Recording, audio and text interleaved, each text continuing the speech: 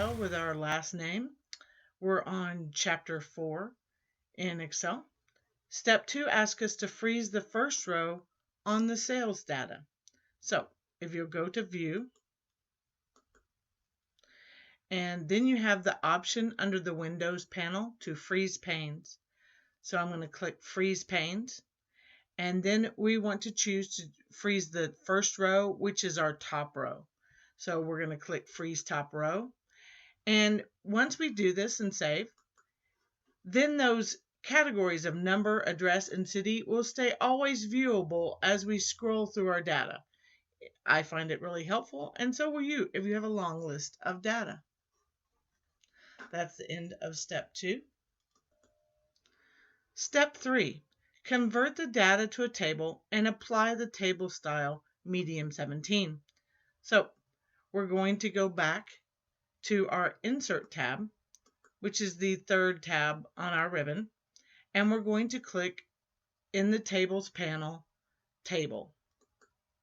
Once we do that, it asks us, where is the data for your table? But look, it's already highlighted cells A1 all the way down to H90, which is correct. And then we tell our Create Table that we have a table with headers. So our header being number, address, city, and selling agent, what we froze in the previous steps. And now we say, okay. We've done the first part of step 3. Now it asks us to apply table style. And you'll see once we highlight table, Excel goes to Table Tools Design. That Design tab appears. And over here in Table Styles, we'll click the pull down menu and we'll look for Table Style Medium 17. You can see up at the top we have all the light versions. Here are the medium versions. And we want to look for Table Style 17. And I happen to know that that's on the third row, third column of medium styles for table. Basically, it gives us a new color selection. We click that and we save, and that is the end of step 3. Step 4. Step 4 asks us to remove duplicate records. And so we are going to go back into the Design tab right here, and we'll go to the second panel, which is Tools, and we'll click Remove Duplicates. Once we do that, we get a Remove Duplicate pop-up box. To delete duplicate values, select one or more column that contains the duplicates. By default, Select All is already checked, which is what we want, and we will click OK. And now it's asking us, are you sure? 8 duplicate values were found. Do you want them removed? That will take you from 90 records down to 81 records, and we're going to say OK. And that is the end of step 4. Step 5. Insert a new field to the right of the selling price field. So column F is your selling price field, and we want the column to go between F and G. To do that, we click actually the G column. I will right click my mouse and then I will insert. Once I insert, it inserts a new column between selling price and listing date. And it asks us to name the new field, which is here in column 1. It asks us to name that % of list price. And you just click on the column heading that's there, highlight it, and type your new % of list price and press enter. And that's the end of step 6. We're actually going to fill in column G and figure out % of list price. Create a formula with structured references to calculate the % of the list price. What we're looking for, our list price was sold for $725,000 was what they listed this house for, but it only sold for $645,250. So we start every formula with an equal sign, and I like to use parentheses. And then what we're looking to do is this selling price divided by this listing price. So we're going to click F2, all right? And we're going to divide that by E2, which is our list price. So $645,250 divided by $725,000 should give us a decimal of 0.89 and a percent of 89%. We want to make sure that we add closing parentheses, shift 0 to that formula. And now we realize that we've returned back ones. Well, what we need to do is tell Excel that we want this column formulated as a percent. So I'm going to highlight the whole column. And I'm going to come back into the Home tab and come over here to the Number panel.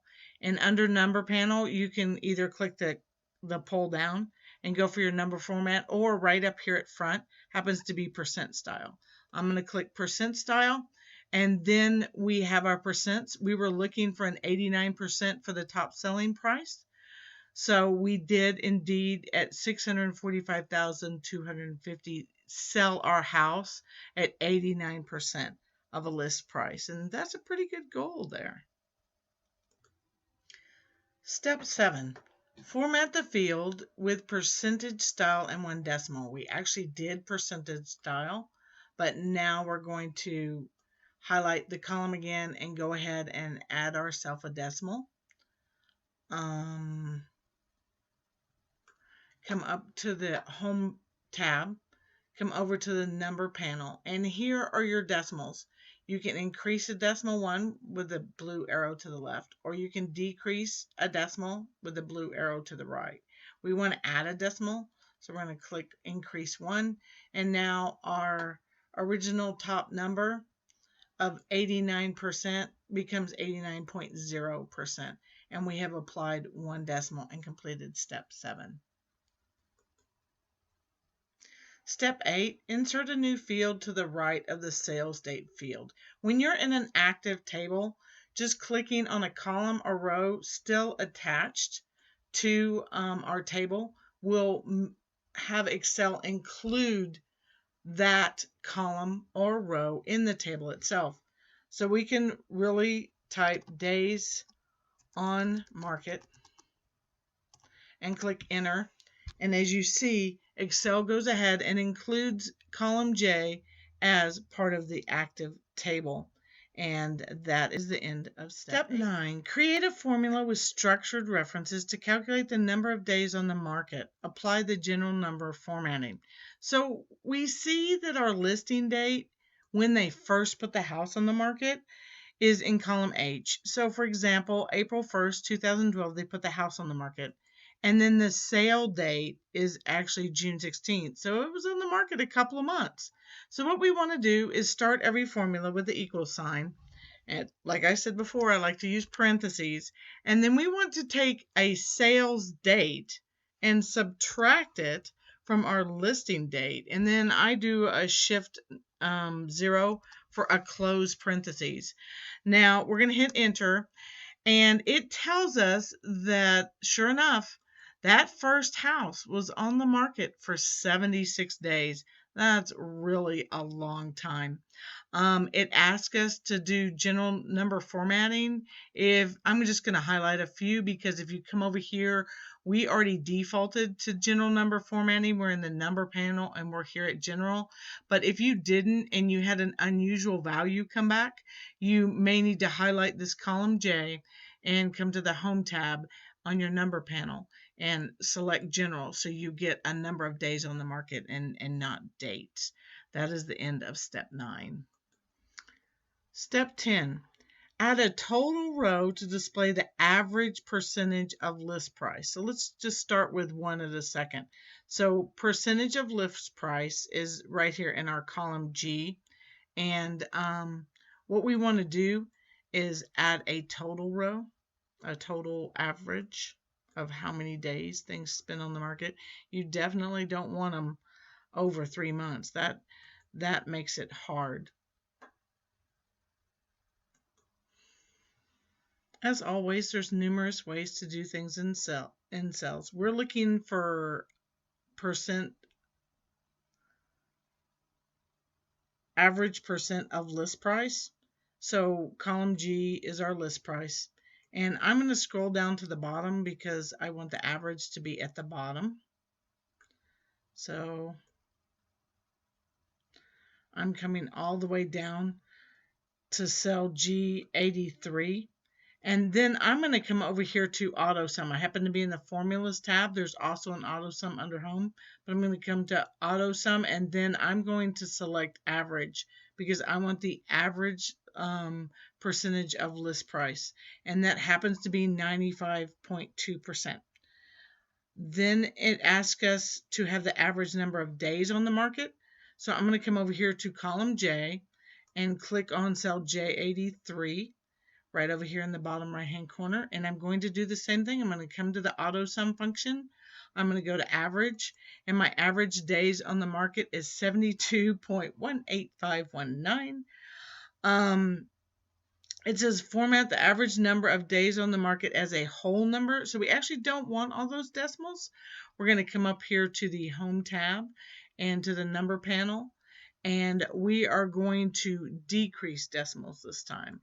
So we're going to come on and get rid of all those decimals till we have the whole number of 72 days is the average on the market. So that's still over 2 months. That's a long time for people to wait for a house to sell. And use an appropriate label for the total row. How about total?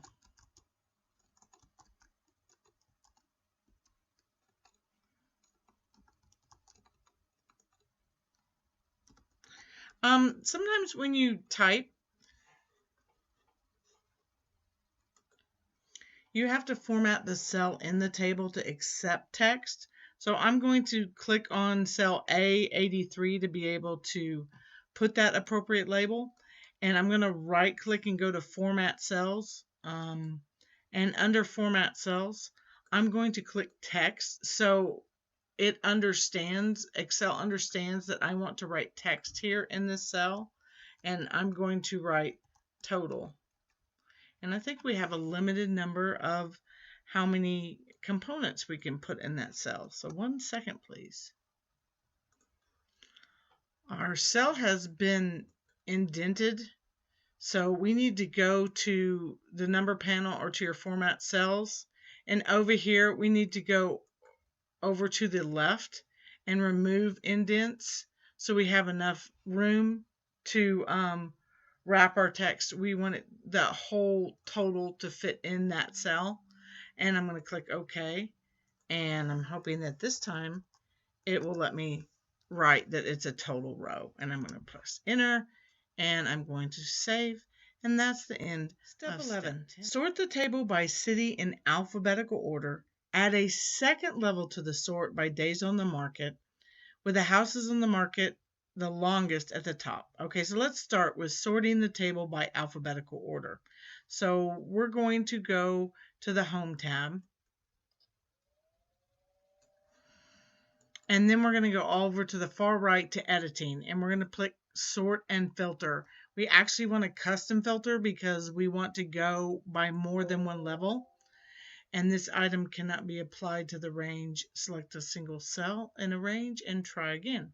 Okay, so we're going to sort the table by city in alphabetical order. So we'll click that, and then we'll try again with our custom sort. And we're going to sort by city. And it wants alphabetical order, so we want to sort the values in A to Z. But now it asks us to do a second level sort. And when we do that, we add a level. And our second sort then is by days on the market. All right. So fortunately, the pull down menu gives us all our fields already in that top row. And we click days on the market. And it asks us by doing the longest at the top. So that would actually, instead of being smallest to largest, we want largest to smallest. And that will put the longest house that sat on the market at the top. We're going to click OK. And there we have it. The house on South Choctaw sat on the market for 203 days. And that's the end of step 11. Step 12. Adjust column width so that all data is visible.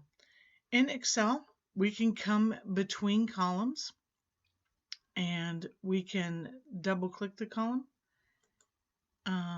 between your column headers, and Excel will automatically make the space needed for those columns to show their data. So you just double click between your column headings and then you have a nice, easier to view spreadsheet. It also asks us to wrap the column labels. So I'm going to highlight cell A1 to cell J1, and then I'm going to go into my font dialog box, and in my font dialog box I'm going to click the arrow to get the pop-up format cells box. Under alignment, I'm going to go to text control and say wrap text, and then I'm going to click OK. And as you can see now, column G's percent of list price is readable, as is days on the market. And I'm going to save, always save between steps, and that ends step 12. Step 13, repeat the field names on all pages. We're going to go to the fourth tab, which is the page layout view. And then in the page setup group, which is right here, we're going to choose print titles. And with the sheet tab selected next to the row, so we're going to click our row here and have our sheet title. Then in the rows to repeat at top, you click in that cell and then you click A1 to J1 and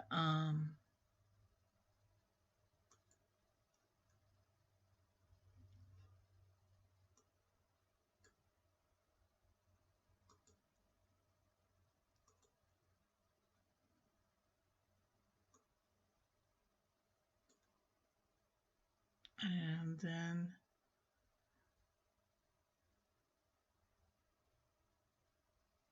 click the enter key and click OK, and that will show up as you print on all pages. And that's the end of step 13. Step 14, add a page break at row 36. So we're going to scroll down to row 36. Click on row 36 and we're in the page layout tab, and we're going to come over here to breaks and insert a page break. And that's so the city data does not span between pages. And now we're going to go back to normal view. And that's into step 14. Step 15, add a footer with your name on the left side. So I usually go to insert. Let's go to page layout this time since we were on page layout, and go to margins, custom margins, and in the page setup dialog box I'll select header footer, and then we actually want a custom footer because we need 3 parts. So we select custom footer, and on the left side you're going to type your name, and then in the middle it asks you for the sheet name code in the center. So you literally highlight the icons above and it will show you the different names. And here's our sheet name, and then click your tab button, and on the right section it says do the file name code, which is the file name is on the worksheet one, and you click that icon and you click OK and click OK, and that's the end of step 15. And step 16, display the filtered data worksheet. We've been working on the sales data worksheet, which is the first tab here to the left. The next worksheet is filtered data, and it asks us to filter the data to display the cities of Alpine, Cedar Hills, and Eagle Mountain. So we'll go to city, and right here to the right is our sort and filter box. And right now all the cities are selected. So we want to select the cities and only select Alpine,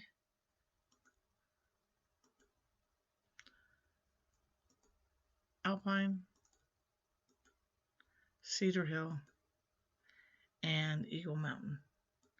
And click OK. And you'll notice that our list changes and we only have Alpine, Cedar Hills, and Eagle Mountains. And now we're down to 71 records. And that's the end of step 16. Step 17. Filter the data to display record for houses that were on the market for 30 days or more. So we want to come over here to our filter box. And we have sort and filter over here as well.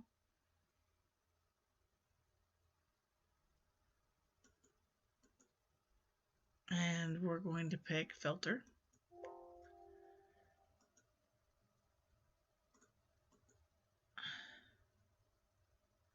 And we want number filters because what we're trying to do is find things that were 30 days or more on the market.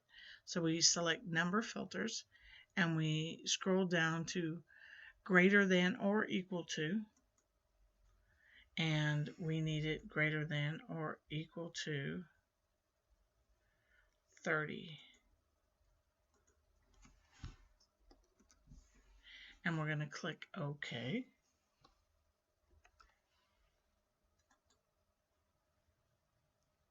And you'll notice that we no longer have a value underneath 30 in our column J for days on the market. And that's the end of step 17. Step 18. Apply the 3 arrows colored icon set to the days on the market value. This is actually a conditioning formatting. We need to be on Home and then come over here to Styles, and we'll click the days on the market column, and then we'll go to conditioning formatting, and it's asking us to do the 3 arrow colored icons, which is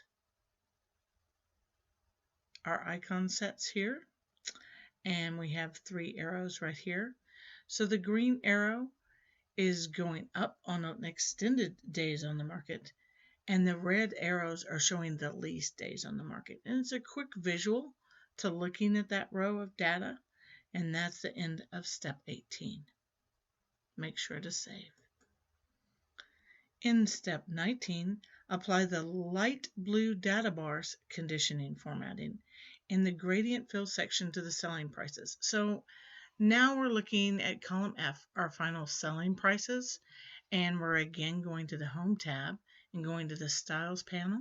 We want to go to conditioning format, and this time we're looking for data bars. Before we were on icon sets, and then it's asking us for the light blue data bars. So right here you see regular blue data bars, and right here you see your mouse over and it should say light blue data bars, and we're going to click that. And gradient fill section to the selling prices, and those are gradient fills. And I suggest saving, and that's the end of step 19. Create a new conditioning format that applies yellow fill and bold font to the values that contain 98% or higher for the percent of list price column.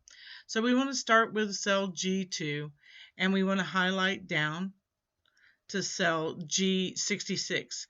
I would not include the average. You are just looking for the values here that are contain 98% or higher. Okay, so we've highlighted those cells, and now we're going to go to conditioning formatting, and we want to go to a highlight cell rule. We actually want greater than or equal to, so we're going to come down here to more rules, and we want a greater than or equal to 98%. So we just type that in and make the selection. Then we're going to choose our format. Here's where we'll color it yellow, and we'll color it blue, and we'll bold the font. So font, we want bold, and we want that font to stay black, okay? And then for our fill, we want a yellow, and we say okay. And we say, oh, and this is a preview of what it should look like, which is what we wanted with the yellow background and the bold black font. And we say, okay. And now these values are equal to 98% or greater. And that's exactly what we wanted to do for step 20. Step 21, add a footer with your name on the left side, the sheet name on the center, and the file name on the right. I usually go to page layout and I go to margins and I come down to custom margins, and when I do that, it brings up the page setup dialog box. I'm then going to head on over to header footer, and since we have a 3-part component for our footer, that is actually a custom footer, and it's asked us first to type our name on the left side, and for me that's Lewis, and then I'm going to hit tab. And once I hit tab, I'm in the center section and I'm looking for the sheet name. Now you can take your mouse and just kind of gloss over. There's a page number, number of pages, date, time. The sheet name is this one, so third from the end. And then I'm going to hit my tab button to go over to the right section. You could also click your mouse there. And now it asks us for the file name code on the right side. And so again, I just take my time and hover my mouse over, and I find the file name code right here. And I click that. And so I have my last name, my sheet name code, and my file name, and I click OK. And that has, as you can see, here's what your bottom of your footer will look like. And I say OK. And that has completed step 21. Step 22, select landscape orientation. I come up here to my page layout tab. I click orientation. And I want to choose landscape, which basically you'll turn your page long ways, portraits up and down. Landscape has the longer length of your paper going horizontal. And set the appropriate margin so that the data will print on one page. We could try narrow margins, or we could also go into print preview and say data print on one page, which might be easier. So let's try that. We go into file and print. And then in the print preview dialog box, we can come down here to scaling. At the scaling component, we're saying we want everything to fit on one page. So we're going to say fit sheet on one page. And that way we're not guessing on margin size. We're doing it by scaling, and we make sure that everything, including our days on the market and our custom formatting with the conditional formatting with arrows, fits there as well. We go back. I would hit save at this point in time. And that's the end of step 22. Step 23 means for you to save and close the file and submit it to my IT lab for automatic grading. Great job, guys. Thanks for working and learning with me. Have a good day.